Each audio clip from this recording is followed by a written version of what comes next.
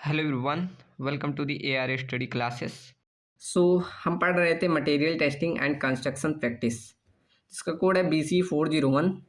आज हमारा lecture number 2 होने वाला है। और हमने प्रीवियस लेक्चर में चैप्टर नंबर फर्स्ट को कंप्लीट कर लिया था, जिसमें हम बेसिक पढ़े थे बिल्डिंग मटेरियल्स क्या होता है उनके बारे में। आज हम स्टार्ट करते हैं अपना चैप्टर नंबर 2, स्टोन्स। आज हम स्टोन्स को डिटेल में पढ़ेंगे कि स्टोन्स क्या होती हैं, कहाँ पर यूज होती हैं, उनका क्लासिफिकेशन, कैसे स्टोन्स को प्राप्त करते हैं। ठीक, तो इन सभी के बारे में हम पढ़ेंगे। चलो तो स्टार्ट करते हैं चैप्टर नंबर 2, स्टोन। तो ये डाल लेते हैं अपना चैप्टर नंबर 2। चलो, तो पहली हेडिंग हमारी रहेगी कि स्टोन होता क्या है। तो स्टोन हम जानते हैं हमारा एक नेचुरल एलिमेंट होता है, मतलब एक नेचुरल पदार्थ होता है जो बाई हम नेचर से प्राप्त करते हैं। ठीक, तो देखिए क्या लिखा है इसमें। Stone is a natural occurring solid material formed from minerals. Natural हमारा एक मतलब स्टोन हमारा एक नेचर से प्राप्त होता है जो कि फॉर्म्ड होता है बाय मिनरल्स के द्वारा। It has been use for humans. ये हमारे ह्यूमंस के द्वारा यूज किया जाता है। कब से? सिंस एंशियंट टाइम, मतलब पुराने समय से यूज किया जाता है फॉर कंस्ट्रक्शन के लिए एंड टूल्स के लिए। मतलब टूल्स के लिए भी हम पत्थरों का प्रयोग करते हैं। जैसे हम देखिए अभी हम काफ़ी पुराने टाइम में इतिहास में पढ़ते हो कि आदिमानव जो थे वो पत्थरों का प्रयोग करते थे शिकार करने के लिए। तो इस प्रकार हम टूल्स का प्रयोग टूल्स के रूप में भी स्टोन्स का प्रयोग करते हैं। ठीक, और हम देखा जाए तो पहले पहले हम पहिए जो बने थे वो भी पत्थरों के ही बने थे।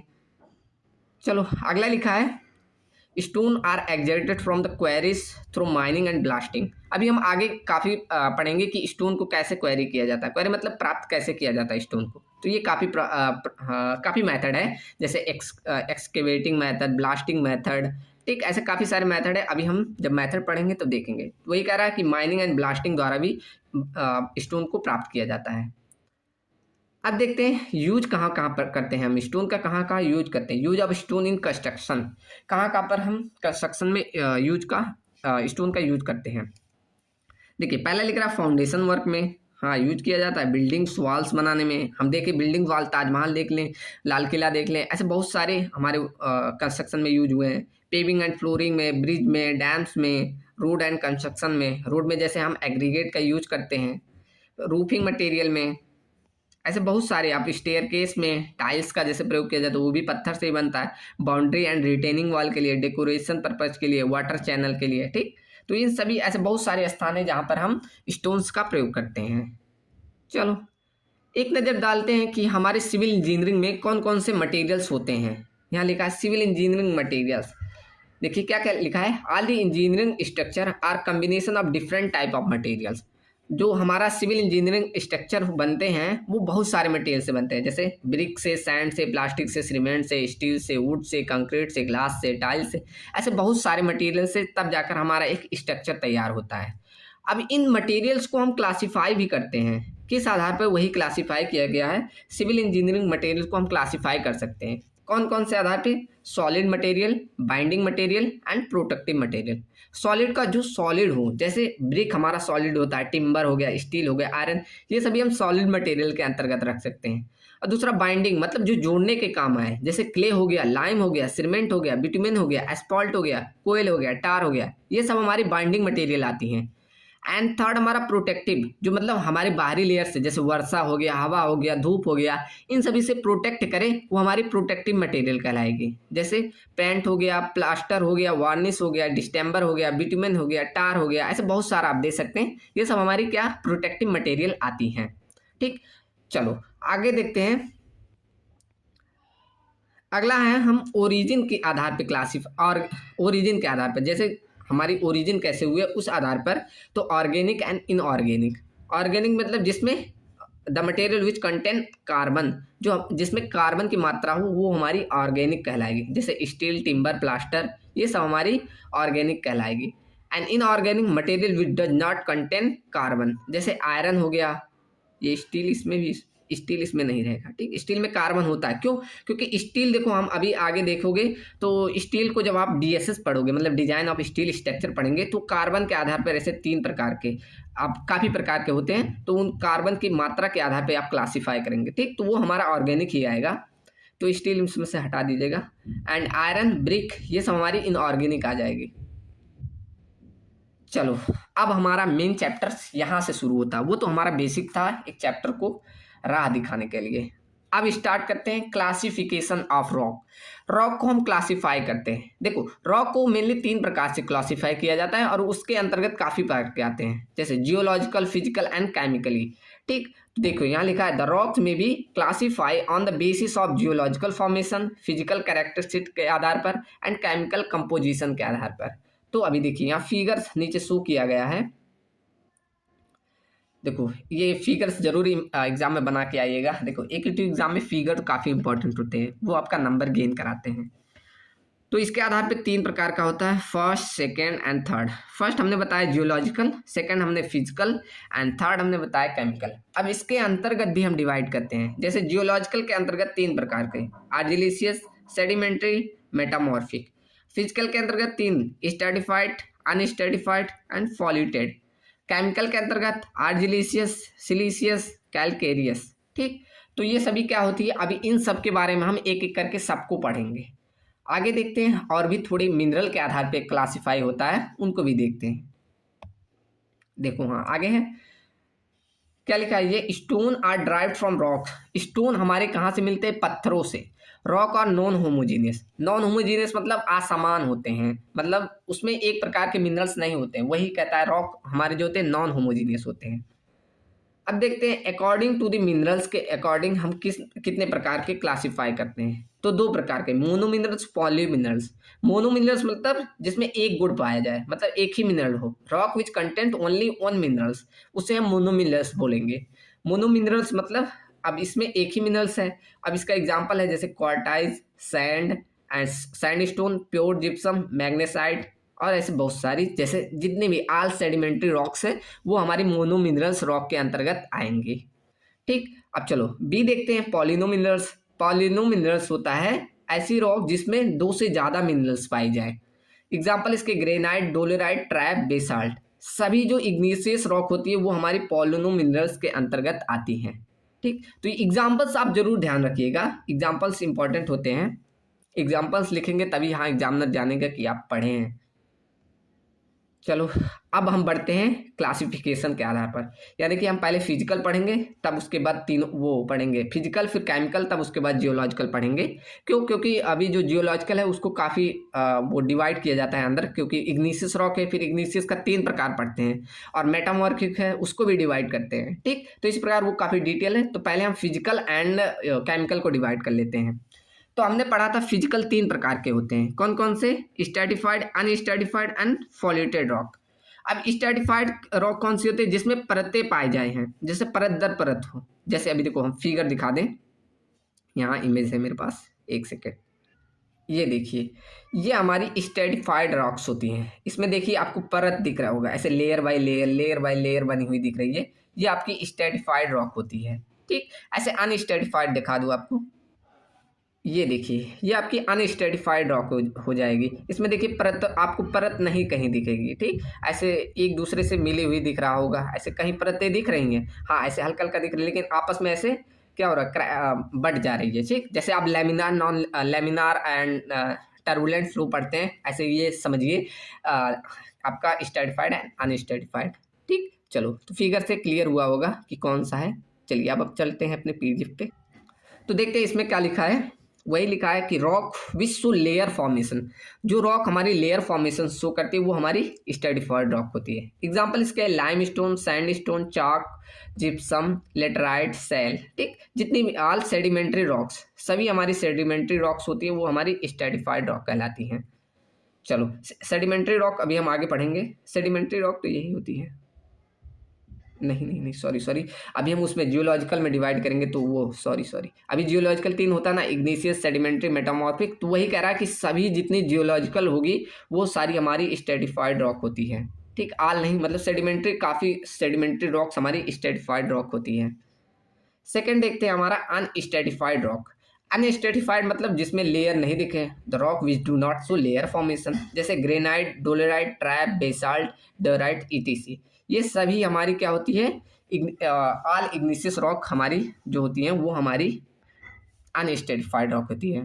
ठीक, एंड थर्ड हमारा है the rock which have the tendency to split up to definite direction, मतलब किसी डायरेक्शन में उसके स्प्लिट करने, स्प्लिट मतलब ऐसे टूटने की क्षमता हो, वो हमारी फॉल्यूटेड रॉक कहलाती है। ऑल मेटामॉर्फिक रॉक हमारी फॉल्यूटेड रॉक होती है। चलो यहाँ हमने पहला पढ़ लिया फिजिकल के आधार पर। अब हम देखते हैं केमिकली क्लासिफिकेशन। केमिकली क्लासिफिकेशन, अब केमिकली के अंतर्गत तीन पढ़े थे, सिलिशियस, आर्जिलिशियस एंड थर्ड हमारा कैलकेरियस था। ठीक, तो पहले पढ़ते हैं सिलिशियस। अब सिलिशियस वर्ड साउंड कर रहा है, अगर सिलिशियस देखें तो इसमें वर्ड ही साउंड कर रहा है कि सिलिका इसमें है। ठीक, तो ऐसी रॉक जिसमें सिलिका ही ज़्यादा प्रीडोमिनेंट हो वो हमारी सिलिशियस रॉक कहलाती है। क्या लिखा है, इन दिस रॉक सिलिका, मतलब इसका केमिकली लिखते हैं SiO2, ये प्रीडोमिनेट होता है, वही हमारी सिलिशियस रॉक होती है। अब देखिए ये हार्ड एंड ड्यूरेबल रॉक होती है। इसके एग्जांपल है सैंडस्टोन, क्वार्टाइज एंड ग्रेनाइट। ठीक, तो सैंडस्टोन एक प्रकार का सेडिमेंट्री रॉक होता है, एंड मेटामॉर्फिक हमारा क्वार्टाइजाइट रॉक होता है, एंड ग्रेनाइट हमारा इग्निशियस रॉक होता है। एंड थर्ड पढ़ते हैं, सेकंड पढ़ते हैं हम आर्जिलिशियस रॉक।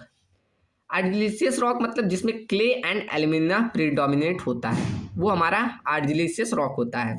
ये भी हमारा हार्ड एंड ड्यूरेबल होता है, लेकिन ये ब्रिटेल नेचर का होता है। ब्रिटेल मतलब भंगुर, मतलब वो टूट जाती है, तो काफ़ी टुकड़े टुकड़े में टूटी है, वो हमारी ब्रिटेल प्रॉपर्टी होती है। ठीक, इसके एग्जांपल है क्योलनाइट, लेटराइट, सेल, Al2O3। Al2O3 देखिए ये एक सूत्र है किसका, जैसे मड़ी बोले या नीलम मड़ी बोले, उसका एक सूत्र होता है, ये एक मजबूत रॉक होती है। ठीक, तो इसका फॉर्मूला होता है Al2O3, और ऐसे बहुत सारे आर्जिलिस रॉक होते हैं। थर्ड हमारा होता है कैलकेरियस रॉक। कैलकेरियस मतलब जिसमें कैल्शियम, वर्ड अब देखिए साउंड कर रहा है, क्या वर्ड से पकड़िए, कैलकेरियस मतलब कैल्शियम जिसमें चूने की मात्रा हो, मतलब लाइम स्टोन प्रीडोमिनेट होगा इसमें।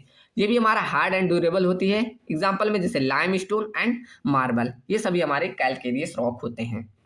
चलो यहाँ हमने दो पढ़ लिए, एंड थर्ड हम पढ़ेंगे अब जियोलॉजिकल क्लासिफिकेशन। अब देखिए जियोलॉजिकल क्लासिफिकेशन का एक ऐसे सर्कल चार्ट चलता रहता है। अब ये चार्ट समझ लेते हैं। देखो पहले क्या होता है, जैसे ये मैंने ये देखो, मान लीजिए ये मेरा अर्थ का सरफेस है, यहाँ कोई वॉल्केनो बना है। अब वॉल्केनो से क्या होता है, लावा निकलता है। अब इसी लावे से हमारा ये सब रॉक बनती है। देखो अब लावा हमारा क्या होता है, मेल्टेड लावा, जैसे वहाँ लावा निकला, एक मेल्टेड लावा होता है, उससे निकला और वो ठंडा हुआ, तो ठंडा होने पर हमारा क्या बनता है, इग्निशियस रॉक। और इस इग्निशियस रॉक का अगर क्षरण हुआ, क्षरण मतलब जैसे कि बाई एयर द्वारा, बाई वाटर द्वारा, तब हमारे जाकर सेडिमेंट्री रॉक बनता है। और इस सेडिमेंट्री रॉक पर हमारा हीट एंड प्रेशर अगर लग रहा है, तब हमारा मेटामॉर्फिक रॉक बनता है। और ये मेटामॉर्फिक रॉक अगर हमारा फिर से जमीन के अंतर्गत हीट एंड प्रेशर पड़ रहा है, तो उससे फिर हमारा ऐसे ही हमारा सर्कल ऐसे घूमते घूमते यही हमारा चलता रहता है। ठीक, तो इस प्रकार से हमारा जियोलॉजिकल रॉक बनता है। अब चलिए एक एक करके तीनों को पढ़ेंगे। पहला हम पढ़ते हैं इग्निशियस रॉक। अब इग्निशियस रॉक हम कैसे बनता है, हमने पहले बताया बाय लावा द्वारा, कैसे लावा को ठंडे होने पे। ठीक, तो ये गर्म लावा बाहर निकलती है, तो वहीं से हमारा बनता है। यहाँ पहले ही लिखा है देखो, fire. Igneous mean rock for, यहाँ मुझे दिख नहीं रहा, igneous rock mean rock form due to ignite. Ignite मतलब फायर, इग्निशियस रॉक का मतलब ही होता है फायर। ऑलमोस्ट 60% रॉक होती है जो नेचर में, वो हमारी इग्निशियस रॉक ही होती हैं। इस रॉक को हम मदर रॉक बोलते हैं। क्यों? क्योंकि अभी हमने चार्ट में देखा, जो सभी रॉक का निर्माण हो रहा है वो इग्निशियस रॉक से ही बन रहा है। जैसे लावा निकला, लावा से हमारा पहले इग्निशियस रॉक बना। अब इग्निशियस रॉक हमारा सब रॉक का निर्माण कराता है। ठीक, तो हमारा इसीलिए इसको मदर रॉक बोला जाता है। अब इसका कैसे फॉर्मेशन होता है ये हमारा दिखा रहा है इसमें। सम टाइम जो होता है, temperature below the earth surface increases, नीचे हमारा जो होता है अर्थ के सरफेस से टेम्परेचर अगर बढ़ रहा है, तो उसके अंतर्गत अंदर जो सिलिका प्रेजेंट है बिलो द अर्थ सरफेस में, वो हमारी मेल्ट कर जाती है and try to come upside, और वो हमारी पृथ्वी के अंदर से बाहर आने की कोशिश करती है, विच इज कॉल्ड मैग्मा। इसी को हम मैग्मा बोलते हैं। और ये मैग्मा क्या होती है, rock are form due to cooling of, और ये हमारा जो होता है कूल कर, ठंडा हो जाती है काफ़ी समय बाद, तब हमारा जाकर बनता है वही इग्निशियस रॉक। अब इस डायरेक्ट इग्निशियस रॉक ऐसे नहीं बन जा रहा, इसके अंतर्गत तीन प्रोसेस होते हैं, मतलब तीन प्रकार से बनते हैं इग्निशियस रॉक। जैसे मान लो ये अर्थ सरफेस है, ये मेरा अर्थ सरफेस है, इस पे ऐसे वॉल्केनो बना। अब ऐसे वॉल्केनो से लावा निकला, ऐसे लावा निकला, ऐसे अर्थ सरफेस पे यहाँ गया, यहाँ गया, तो कुछ रॉक यहाँ पर, मतलब कुछ उसके मैग्मा यहाँ पर ठंडे हो गए, कुछ यहाँ पर, कुछ अर्थ सरफेस पे। तो जो जो जैसे जो यहाँ पर ठंडा हुआ इसको दूसरे नाम से दिया गया, जो काफ़ी सेलो डेप्थ पे हुआ उसको दूसरा नाम दिया गया, और जो हमारे अर्थ सरफेस पे हुआ तो उसको दूसरा नाम दिया गया। तो इसी के आधार पर इग्निशियस रॉक को हम क्लासिफाई करते हैं। देखो यहाँ लिखा हुआ है 3 प्रकार के, जैसे plutonic igneous rock. Plutonic igneous rock बोलेंगे जो काफ़ी अंदर ठंडा हुआ हो, जैसे हमने यहाँ पर अभी बनाया, ऐसे बनाया था, तो यहाँ पर काफ़ी अंदर, मतलब मान लो यहीं पर काफ़ी अंदर अगर हो रहा है तो उसे प्लूटोनिक इग्निशियस रॉक बोलते हैं। हाइपाबेसल इग्निशियस रॉक किसे बोलते हैं, जो काफ़ी स्लो डेप्थ पे, मान लो ये अर्थ सरफेस है, काफ़ी स्लो डेप्थ पे अगर ठंडा हो रहा है तो उसे हाइपाबेसल बोलते हैं। वॉल्केनिक इग्निशियस रॉक किसे बोलते हैं, जो हमारे अर्थ के सरफेस पे ठंडा होती है। ठीक, इसके एग्जाम्पल्स देख लेते हैं, ग्रेनाइट, डोराइट, सेनाइट, एंड इसके है डोलेराइट, और इसका है ट्रैप एंड बेसाल्ट। ठीक, चलो अब एक एक करके तीनों को पढ़ते हैं। तीनों वही लिखा है तीनों में जो मैंने बताया। देखो, plutonic igneous rock form due to of magma at considerable depth, मतलब जो मैग्मा है वो कूल ठंडी हो रही है एट कंसिडरेबल डेप्थ, मतलब एक कंसिडरेबल मतलब एक अच्छी खासी डेप्थ पे ठंडा हो रही है, किस पे, अर्थ सरफेस से। ठीक, तो वही हमारी प्लूटोनिक इग्निशियस रॉक होती है। अब जब ये काफ़ी नीचे है तो उसकी कूलिंग क्या होगी, स्लो होगी, वही लिखा है कूलिंग इज स्लो। तो इससे जो स्ट्रक्चर फॉर्म होता है, coarse grain crystalline structure form होता है। जो प्लूटोनिक रॉक होता है इससे हमारा क्या होता है, coarse grain crystalline structure form होते हैं। इस रॉक को इंट्रूसिव इग्निशियस रॉक बोला जाता है, एक नाम से और जाना जाता है, क्या, इंट्रूसिव इग्निशियस रॉक। इसके एग्जाम्पल है ग्रेनाइट, गैब्रो, डेओराइट, साइनाइट, ईटीसी। चलो अगला देखते हैं। अगला हमारा है हाइपाबेसल इग्निशियस रॉक। अब हाइपाबेसल क्या, हमने बोला था कि कुछ ऊपर, मान लो ये है, अब ये अर्थ सरफेस है, यहाँ कहीं आसपास ऐसे काफ़ी थोड़ी नीचे अर्थ सरफेस से है, मतलब देखो लिखा है सेलो, सेलो मतलब उभरी हुई। Form due to cooling of magma at shallow depth, मतलब सेलो डेप्थ पे हमारा ये फॉर्म होता है। अब इसकी कूलिंग जो होगी मॉडरेट होगी, देखिए यहाँ लिखे कूलिंग इज मॉडरेट होगा, और इसका स्ट्रक्चर होता है फाइन ग्रेन क्रिस्टलाइन स्ट्रक्चर इसका होता है। इसके एग्जाम्पल है डोलेराइट एंड डोलोमाइट। अगला देखते हैं वॉल्केनिक इग्निशियस रॉक। अब वॉल्केनिक इग्निशियस रॉक होता है, ये फॉर्म्ड होता है अर्थ सरफेस पे ही आ जाता है। अब जैसे ये निकला, ये हमारे अर्थ सरफेस पे ही निकल के आ जाते हैं कुछ मैग्मा, तो वो जो ठंडा होती है वो हमारी वॉल्केनिक इग्निशियस रॉक कहलाती है। अब ये जब बाहर निकल गई अर्थ सरफेस पे तो हमारा अर्थ का वातावरण तो काफ़ी ठंडा है, तो ये इसकी कूलिंग रेट क्या होगी, काफ़ी फास्ट होगी, इसलिए इसको एक्सट्रूसिव इग्निशियस रॉक बोला जाता है। इसका जो स्ट्रक्चर होता है fine grain crystalline non crystalline structure बनता है। इसके एग्जाम्पल है ट्रैप एंड बेसाल्ट। ठीक, यहाँ नोट पॉइंट लिखा है कि pegmatite is a igneous rock. ये ध्यान रखिए ऐसे कि पेग्मेटाइट जो होता है एक प्रकार का इग्निशियस रॉक होता है। चलो अब यहाँ देखिए एक क्लासिफिकेशन और दिया गया है किसके, SI2 मतलब सिलिका के आधार पर। चलो देख लेते हैं। सिलिका के आधार पर मेनली 4 प्रकार के होते हैं। अब ये देखो जो उसमें मतलब रॉक में सिलिका प्रेजेंट है उसी के आधार पर ये क्लासिफाई किया गया है। ठीक, जैसे पहला लिखा है एसिड रॉक। अब एसिड रॉक किसको बोल रहे हैं कि percentage of silica is 70 to 80% और मोर। अगर 70 से 80% से भी ज़्यादा अगर सिलिका प्रेजेंट है तो उसको हम एसिडिक रॉक बोलेंगे। इसके एग्जांपल है जैसे रेओलाइट एंड ग्रेनाइट, ये सभी हमारी एसिडिक रॉक के अंतर्गत आती हैं। सेकंड है हमारा इंटरमीडिएट रॉक। इंटरमीडिएट मतलब अब बीच में आ जाओ कि अगर उसमें सिलिका की मात्रा 60 to 70% है तो हमारी इग्निशियस रॉक कहलाएंगी। इसके एग्जाम्पल है साइनाइट एंड, ये पता नहीं क्या लिखा है, ठीक ये गलत है, साइनाइट ध्यान रखिए। एंड सी देखिए बेसिक रॉक। बेसिक रॉक मतलब रॉक हैविंग परसेंटेज जो है 40 to 60% है तो उसे बेसिक रॉक के अंतर्गत रखेंगे। इसके एग्जांपल है gabbro and rock, gabbro rocks. And last हमारा डी देखते हैं अल्ट्रा बेसिक रॉक।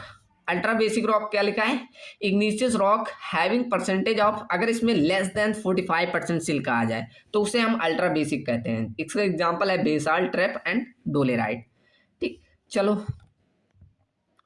अब इसका नोट पॉइंट देखो, एक लिखा है in this type of rock having during formation of rock magma is cool at fast rate. मतलब ये सभी जो हमने पढ़ा अभी तक ये रॉक कूल जो होती है बहुत फास्ट रेट से होती है और स्लो डेप्थ पे होती है, hence very fine crystalline structure are form.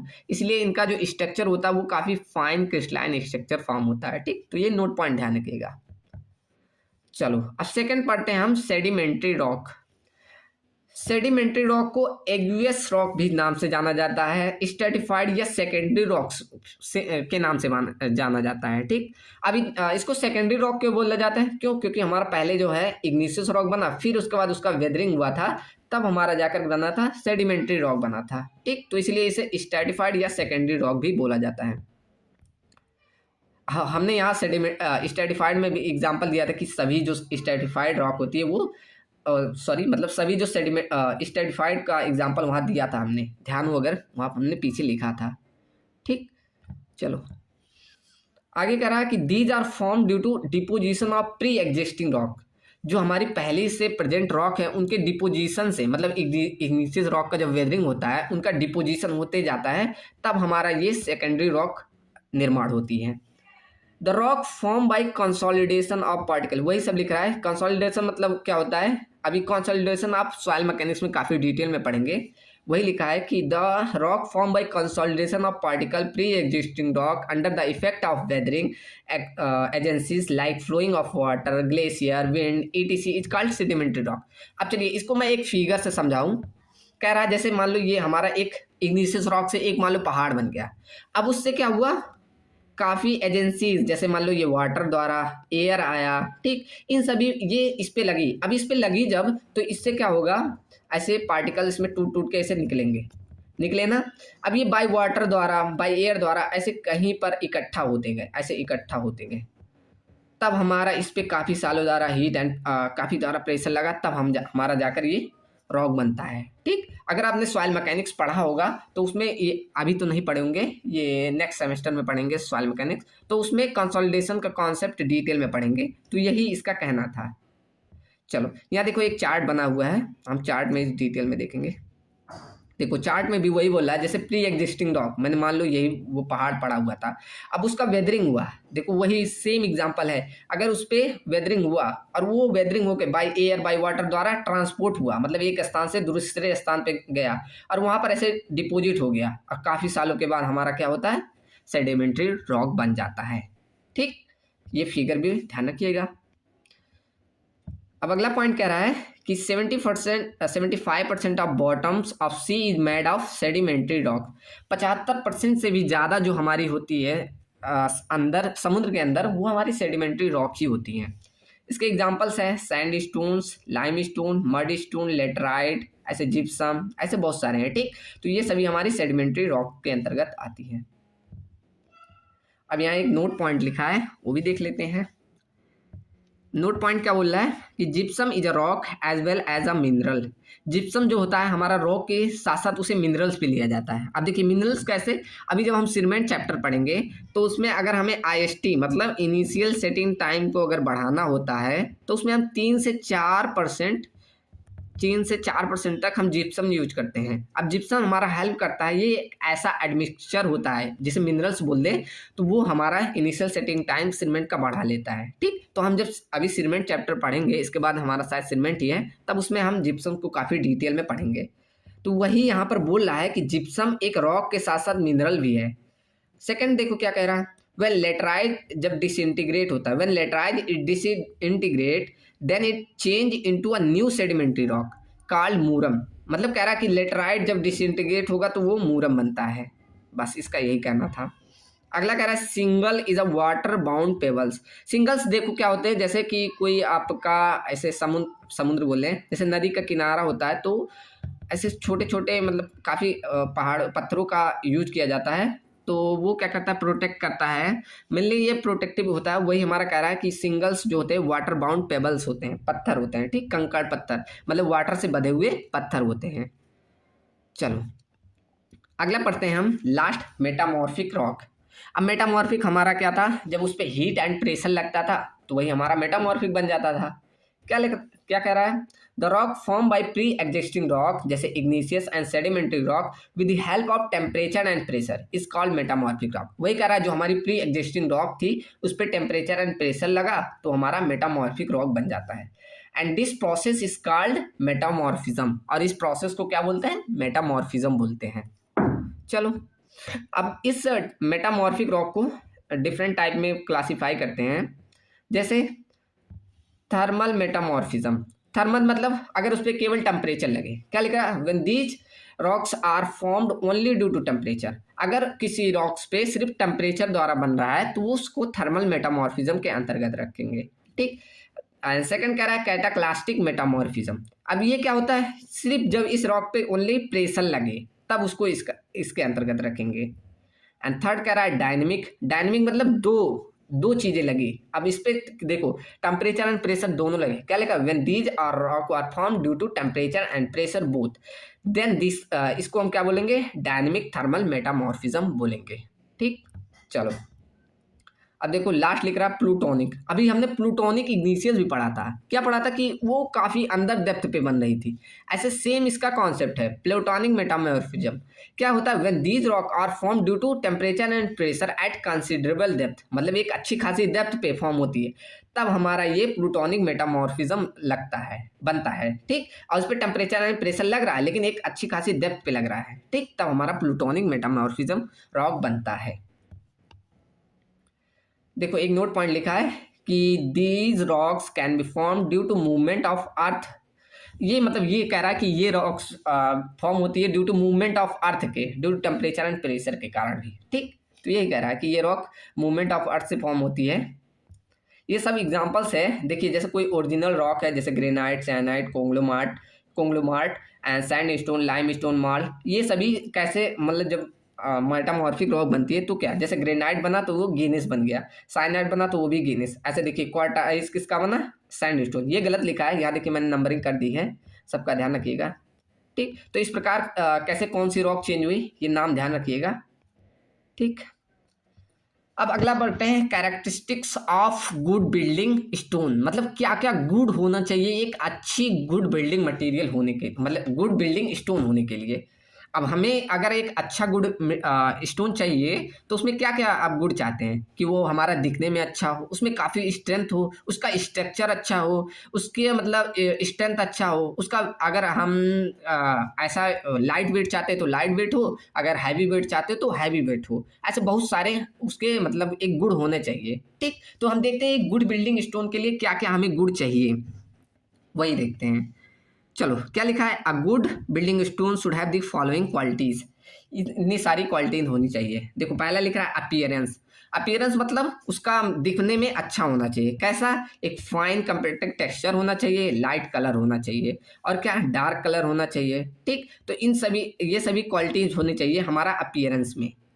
और स्ट्रक्चर मतलब कैसा उसका स्ट्रक्चर होना चाहिए। जैसे ब्रोकन स्टोन हमारा कैसा डल दिखता है, और वहीं uniform texture free from cavities, मतलब ऐसे क्रैक्स वैक से फ्री हो, पैचेस से फ्री हो, तो वो हमें अच्छा स्ट्रक्चर लगता है। ठीक। तो ये इसमें कह रहा है कि अगर हमारा ब्रोकन हो, टूटी फूटी, मान लो ये पत्थर है ऐसे टूटी फूटी हुई हो, ऐसे वो हो, ऐसे कई जगह गड्ढे हो, तो हमारा अच्छा लगेगा नहीं। लेकिन अगर एक यूनिफॉर्म टेक्सचर हो, ऐसे बराबर, देखिए ये अच्छा लग रहा है कि ये अच्छा लग रहा है, तो ये बराबर वाला अच्छा लगेगा। ठीक। तो उसका स्ट्रक्चर अच्छे से होना चाहिए। चलो अगला हम देखेंगे कि उसका स्ट्रेंथ कैसा होना चाहिए। एक सेकेंड, यहाँ स्ट्रेंथ मतलब उसकी मजबूती कैसे होनी चाहिए, मतलब कि ऐसा ना हो कि वो डिसइंटीग्रेट हो जाए या उस पर हम थोड़ा सा लोड लगाए तो वो टूट जाए। ठीक। क्या लिख रहा है इसमें? आई स्टोन शुड हैव स्ट्रॉन्ग, एक अच्छा स्ट्रॉन्ग होना चाहिए, ड्यूरेबल होना चाहिए, विद स्टैंड ऑफ डिसइंटीग्रेशन, मतलब खड़ी रहनी चाहिए डिसइंटीग्रेशन से, अगेंस्ट द वेदरिंग। वेदरिंग मतलब क्षरण से, वेदरिंग किससे? बाय नेचर, कैसे? बाय रेन से, बाय एयर से, और कंप्रेसिव स्ट्रेंथ से, इन सभी से वो सह लेनी चाहिए। और उसका मतलब अगर देखा जाए कंप्रेसिव स्ट्रेंथ का रेंज जो होता है 60 टू 200 न्यूटन पर एमएम के अंतर्गत होना चाहिए, इसके अंतर्गत उसका स्ट्रेंथ होना चाहिए। अब देखते हैं वेट। अब देखो वेट को हम दो तरह से समझ सकते हैं। अब देखो अगर हमें कहीं ऊपर बनाना हो, जैसे कि यहाँ लिखा होगा, देखो जैसे अगर हमें डैम बनाना हो या आर्चेज, डोम्स मतलब गुम्बद बनाना हो, या वो आर्चेज बनाना हुआ, तो डोम्स हमारा कैसे ऐसे बनते हैं। ऐसे आर्चेज भी बनते हैं, डोम्स तो ऐसे पूरा ये बना रहेगा और आर्च ऐसे बनता है। अब इनमें अगर हमें यूज करते हैं तो इसमें हमें लाइट वेट चाहिए, लेकिन अगर हमें वहीं डैम्स बनानी हो या हमें रूट्स बनानी हो तो उनमें हमें हैवी वेट चाहिए। ठीक, क्यों? क्योंकि उसमें कंप्रेसिव स्ट्रेंथ काफ़ी आए। तो इसी प्रकार उसका वेट वेरी करता है कि हम कौन सा स्टोन यूज करें। देखो यही लिखा है, it is indication of the porosity and density. मतलब ये वेट जो इंडिकेट करता है उसकी पोरोसिटी एंड डेंसिटी को। पोरोसिटी मतलब जैसे कोई स्टोन है उसमें कितने छिद्र हैं, उसी के आधार पर उसका मतलब वेट डिसाइड किया जा सकता है। और डेंसिटी आपने पढ़ा होगा, उसमें कितना घनत्व है, कितना मतलब सघन है। ठीक, तो वो हमारा वेट को डिसाइड करता है। अब देखिए, for stability of structure as dams and retaining walls it इसी हैवियर स्टोन स्क्वायर। अब वही देखो बोला कि अगर डैम्स हो या रिटेनिंग वॉल्स हमें चाहिए तो उसमें हैवियर स्टोन का हमें जरूरत होती है। लेकिन अगर हमें आर्चेज, डोम्स ये सभी बनानी हो तो हमें लाइट स्टोन्स का रिक्वायर्ड होता है, हम वहाँ लाइट स्टोन चूज करते हैं। ठीक, चलो अगला क्या कह रहा है, अगला हमारा बोला है हार्डनेस। अब उसकी हार्डनेस कैसी होनी चाहिए ये हम देखते हैं। हार्डनेस मतलब this property is important for the floor, pavement, aprons of bridge. Aprons of bridge मतलब ब्रिज के किनारे आपने ऐसे देखा होगा, ऐसे मान लो कोई ब्रिज बनाया उसके किनारे हम सेफ्टी जो ऐसे मान लो पेमेंट, ये क्या कहते हैं, ये ओ हाँ इसको सपोर्ट बोलते हैं। ठीक, ध्यान नहीं आ रहा, सपोर्ट ही बोलते हैं। उसके आसपास ऐसे जो लगे होते हैं सपोर्ट्स, तो उन सभी के आसपास आपने देखा होगा ऐसे पत्थर्स लगा दिए होते हैं। ठीक, तो वही बोला अप्रोच ऑफ ब्रिज। ठीक, तो वही ये इसका मतलब वही होता है। इन सभी का यूज किया जाता है, वो हार्ड स्टोन का यूज किया जाता है। क्यों? क्योंकि वो अगर देखो हम ब्रिज के किनारे यूज करें उस पर हाई प्रेशर का मतलब अगर बाढ़ आ जाए तो वो मिट्टी को वहां से कटने ना दे, इसलिए वहां एक हार्ड स्टोन का प्रयोग किया जाता है। अब हार्डनेस को हम मूव स्केल पे मेजर करते हैं। ठीक, तो ये मेजर हार्डनेस को मेजर करने की एक इकाई है, ध्यान रखिएगा कि हार्डनेस को हम मूव स्केल पर मेजर करते हैं।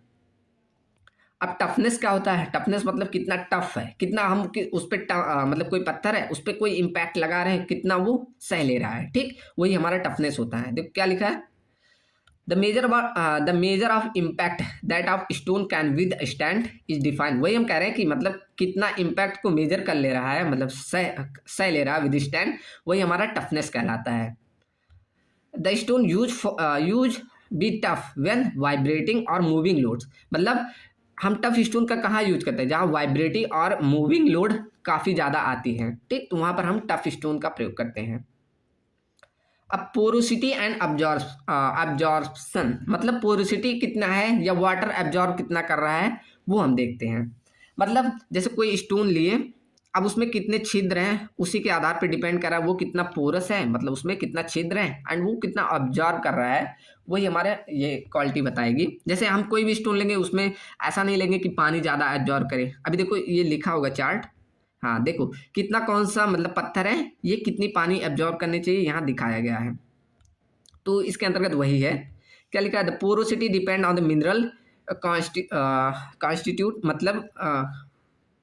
मतलब कि पोरोसिटी हमारी डिपेंड करती है उसमें मिनरल कितने कंटेंट है एंड उसकी कूलिंग टाइम। कूलिंग टाइम कैसे, हम अभी देखे थे ऊपर जैसे जो हमारी जल्दी कूल हो जा रही थी उसमें कोर्स या फाइन बन रहे थे, ऐसे हमने ऊपर देखा। ठीक, तो उसकी कूलिंग टाइम पर भी डिपेंड करती है और उसके स्ट्रक्चर फॉर्मेशन पे भी डिपेंड करती है। कौन? Porosity and absorption. ठीक, देखो क्या लिखा है, a porous stone disintegrate at the absorb rain water. मतलब एक अगर पोरस स्टोन हमारा रेन वाटर को अब्जॉर्ब करेगा और वो क्या करेगा, फ्रीज, अगर वो मान लीजिए काफ़ी कम कम टेम्परेचर में है जहाँ पर बर्फ बन जा रही है, तो वहाँ से क्रैक उत्पन्न हो। मान लो ये हमारा पत्थर है, इसमें काफ़ी ज़्यादा ऐसे छिद्र है और बारिश हुई तो इसमें पानी भर गया। अब यहाँ पर टेम्परेचर क्या हुआ, काफ़ी नीचे गया, तो इससे क्या होता है टेम्परेचर घटने से ये बर्फ बन गया, इसमें पानी जो प्रेजेंट थी वो हमारी आइस में कन्वर्ट हो गया। अब आइस में कन्वर्ट हुआ तो वो आइस जो होती है उस क्रैक्स बना देती है। वो जो ये जो उसमें छिद्र प्रेजेंट है, जो पोरस प्रेजेंट है, वो आपस में जोड़ के एक क्रैक्स का निर्माण कर देती है और वो हमारी टूट जाती है, पत्थर जो हमारा है वो टूट जाएगा। ठीक, तो इसीलिए देखो यहाँ पर डिफाइन किया गया है कि हम सभी जो जो पत्थर लेंगे वो कितना पानी एब्जॉर्ब करना चाहिए, अगर उससे ज़्यादा हुआ तो ऐसा पत्थर हम नहीं यूज करेंगे। ठीक, तो यहाँ लिखा है टाइप्स ऑफ स्टोन और वाटर एब्जॉर्प्शन। हाँ नीचे करें, ये देखिए types of stone and water absorption percentage not greater than, मतलब इससे ज़्यादा नहीं होने चाहिए। ठीक, ये देखिए ये छूट गया है, इसको हटा दीजिए। देखिए पहले लिखा है लाइमस्टोन, ग्रेनाइट, ट्रैप, सेल। इसमें देखिए लाइमस्टोन में 10% से ज़्यादा वाटर नहीं एब्जॉर्ब करना चाहिए। ग्रेनाइट हो गया, इसमें 1% से ज़्यादा नहीं एब्जॉर्ब करना चाहिए। ट्रैप हो गया, ये भी 6% से ज़्यादा नहीं। सेल हो गया, ये हमारा 6% से ज़्यादा नहीं। ठीक, ऐसा सभी का दिखाया गया है। जैसे गिनीस हो गया, स्लैट हो गया, क्वार्टाइज हो गया। ठीक, तो ये सभी दिखाया गया कितना परसेंट हमारा पानी इससे ज़्यादा नहीं एब्जॉर्ब करना चाहिए। ठीक, नहीं तो वो एक खराब पत्थर माना जाएगा, उसको हम नहीं यूज करेंगे अपने कंस्ट्रक्शन में। अब देखिए सीजनिंग क्या होता है।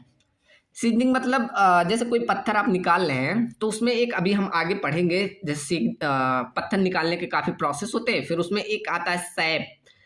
सैप मतलब उसमें जो होता है पानी, मॉइस्चर बोला जाए, तो वो उसमें जो मॉइस्चर होता है वो निकालने की प्रोसेस को हम बोलते हैं सीजनिंग। ठीक, तो वही बोल रहा है कि the stone should be well season. हमारा पत्थर जो है अच्छे से उसमें मॉइस्चर निकल जाना चाहिए। ठीक, ऐसा नहीं अगर उसमें पानी प्रेजेंट रहेगा तो उसमें काफ़ी ज़्यादा एल्गीज उत्पन्न हो जाएगी और वो स्टोन काफ़ी जल्दी खराब हो जाएगा। ठीक, चलो अगला बोल रहा है वेदरिंग। वेदरिंग मतलब हमारा पत्थर ऐसा होना चाहिए कि वेदर मतलब मौसम को रजिस्ट करना चाहिए। जैसे द रेजिस्टेंस ऑफ, जो कि मुझे दिखा दे, the resistance of stone against the wear and tear, मतलब टूटने फूटने में due to natural agencies like should be high. मतलब कह रहा है कि हमारा स्टोन नेचर के जो एजेंसीज है, जैसे रेन हो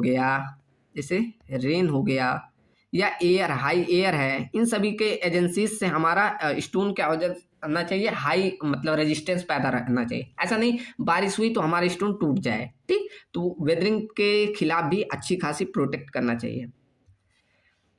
अब देखते हैं अगला वर्कबिलिटी।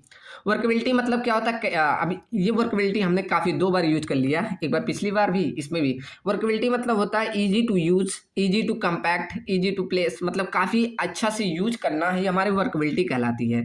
ठीक, वर्कबिलिटी हम आगे भी पढ़ेंगे। तो इसमें यही लिखा है the stone should be workable, हमारा स्टोन वर्केबल होना चाहिए। इससे का कि हम कटिंग, ड्रेसिंग, ब्रीजिंग और उसको प्लेसिंग करने में आसानी हो। ठीक, चलो आगे हमारा बोला स्पेसिफिक ग्रेविटी। तो स्पेसिफिक ग्रेविटी हमारा जो होना चाहिए, रेंज होना चाहिए 2.3 से 2.5 के बीच में। ठीक, तो हम उस स्टोन को यूज करेंगे। अगला हमारा फायर रेजिस्टेंस, मतलब फायर का विरोध करने में, मतलब कोई भी स्टोन है वो फायर रेजिस्टेंट होना चाहिए। अगर ऐसा ना हो कि थोड़ा सा टेम्परेचर बढ़ा तो वो एक्सपैंड करने ले आए या उसमें क्रैक्स आ जाए। जैसे यहाँ देखो क्या क्या लिखा है, stone should be free from calcium carbonate oxide, calcium carbonate or oxide of iron and minerals having different coefficient of thermal expansion। मतलब इन सभी से हमारा स्टोन फ्री होना चाहिए, कैल्शियम कार्बोनेट से और ऑक्साइड ऑफ आयरन से एंड और उनके मिनरल से, जिसमें डिफरेंट प्रकार के कोफिशिएंट ऑफ थर्मल्स होते हैं। तो इन सभी से हमारा फ्री होना चाहिए। अब अगला पॉइंट क्या बोल रहा है, देखो igneous rocks so mark disintegrate principally because of quartiles which disintegrate into small particle at a temperature of 575 degree Celsius. मतलब ये igneous रॉक का जो दे रखा है, इतने डिग्री सेल्सियस पे हमारा डिसइंटीग्रेट होने लगता है। ठीक, तो इसका एक टेम्परेचर डिसाइड किया है कि igneous रॉक का कितने डिग्री सेल्सियस पे ये डिसइंटीग्रेट होना शुरू कर देता है। चलो अगला हमारा बोल रहा है लाइम स्टोन। अब limestone however can withstand, मतलब लाइम स्टोन हमारा खड़ा रह सकता है कब तक, a little higher temperature, that means up to 800 degree Celsius. मतलब लाइम स्टोन्स जो होते हैं वो हमारे after which they are disintegrate, मतलब 800 डिग्री सेल्सियस के बाद ये डिसइंटीग्रेट होना चालू कर देते हैं। ठीक, तो यहाँ तक इतनी सारी हमारी प्रॉपर्टीज़ होती हैं, मतलब गुण होते हैं एक अच्छा स्टोन होने के लिए। हमारा अच्छा स्टोन होने के लिए ये सभी उसमें गुण चाहिए। तो ये आज का हो गया इतना। अब हम कल पढ़ेंगे, कल कहाँ से, ये रहा प्रोसेस ऑफ स्टोन। हम एक स्टोन को कैसे प्राप्त करते हैं, क्या क्या प्रोसेस होते हैं। जैसे लिखा है क्वेरिंग ऑफ स्टोन, कैसे क्वेरी करते हैं, निकालना, अगर हम किसी पत्थर को निकालते हैं बाहर तो वही हमारा क्वेरिंग कहलाता है। ठीक, ऐसे काफ़ी सारे प्रोसेस होते हैं। जैसे देखो यहाँ एक्सकेवेटिंग प्रोसेस हो गया, ब्लास्टिंग प्रोसेस हो गया, वेजिंग एक्शन द्वारा, हीटिंग द्वारा, ऐसे काफ़ी मेथड से हम स्टोन को निकालेंगे। ठीक, तो ऐसे काफ़ी सारे मेथड अब हम इसको कल स्टार्ट करेंगे। चलो तो आज के लिए इतना ही। Thank you so much.